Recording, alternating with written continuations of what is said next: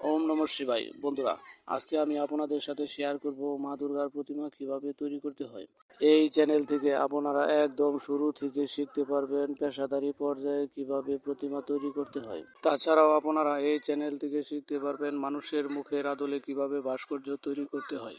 Cement, কাঠ, fibre, silicon, মোম এবং প্রোটিন দিয়ে কিভাবে প্রতিমা তৈরি করতে হয় তাও আপনারা তাছাড়াও আপনাদের চাহিদা অনুযায়ী বিশেষ অর্ডার গ্রহণ করে থাকি।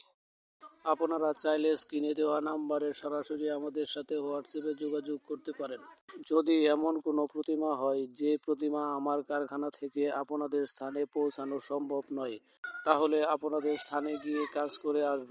যদি কেউ সরাসরি আমার কাছ থেকে কাজ শিখতে চান তাহলে স্ক্রিনে দেওয়া নাম্বারে হোয়াটসঅ্যাপে সরাসরি যোগাযোগ করে আমার কারখানায় চলে আসতে পারেন। যদি আপনারা চান যে আমার ইউটিউব চ্যানেল থেকেই কাজ শিখবেন তাহলে আমার চ্যানেলটি নিয়মিত ফলো করেন এবং চ্যানেলটি সাবস্ক্রাইব করে রাখেন। যদি কোনো কাজ বুঝতে অসুবিধা হয় তাহলে আমাকে কমেন্টে জানিয়ে দেন, আমি রিপ্লাই দিয়ে আপনাদেরকে বুঝিয়ে দেব। যারা আমার চ্যানেলে প্রতিনিয়ত প্রতিমা তৈরির ভিডিও দেখেন তাদেরকে জানাই অসংখ্য ধন্যবাদ। নতুন বন্ধুদেরকে আমার চ্যানেলের পক্ষ থেকে জানাই স্বাগতম। আপনাদের সাথে কথা বলতে বলতে আমার এই দিক দিয়ে কাঠামের কাজ সম্পূর্ণ হয়ে গেছে, আরেক দিক দিয়ে প্রায় ব্যানার কাজও সম্পূর্ণ হয়ে গেছে। এখন আমি আপনাদের সাথে শেয়ার করব কিভাবে কাঠামে প্রতিমা সেটিং করতে হয়। আপনারা একটু ধৈর্য ধরে দেখতে থাকেন, এরপর আমি আপনাদেরকে দেখাবো কাঠামে প্রতিমা সেটিং কিভাবে করতে হয়। আপনারা স্ক্রিনে দেখতে পাচ্ছেন আমি একটি একটি করে ব্যানা কাঠামের উপরে বসাচ্ছি, আর এদিক দিয়ে সিটিংয়ের কাজ কমপ্লিট হয়ে গেছে। এর কারণ হলো অনেকে লং ভিডিও দেখতে চায় না। ভিডিওটি যদি আমি লং করি তাহলে অনেকে ভিডিওটি দেখবে না, তার জন্যে আমি এভাবে আপনাদের সাথে শেয়ার করছি। আপনাদের মধ্যে কেউ যদি আমার এই সিটিং করার প্রক্রিয়াটি না বুঝে থাকেন তাহলে আমাকে কমেন্টে জানান, আমি রিপ্লে করে আপনাদেরকে সম্পূর্ণ বুঝিয়ে দিব। এরপর মাটিকে লিকুইড করে তারপরে আমি সম্পূর্ণ বেনাতে ব্যবহার করেছি। এরপর আমি খড় মাটি মিক্সড করে প্রতিটি প্রতিমাকে বডির শেপে চাপটিয়ে নিব। এর ফলে আমার প্রতিমাটি অনেক হালকা হবে। আপনারা দেখতে থাকেন আমি কিভাবে প্রতিমাকে বডির শেপ দিচ্ছি খড় মাটির সাহায্যে। এর ফলে প্রতিমা অনেক হালকা হবে এবং সহজে ভাঙবে না।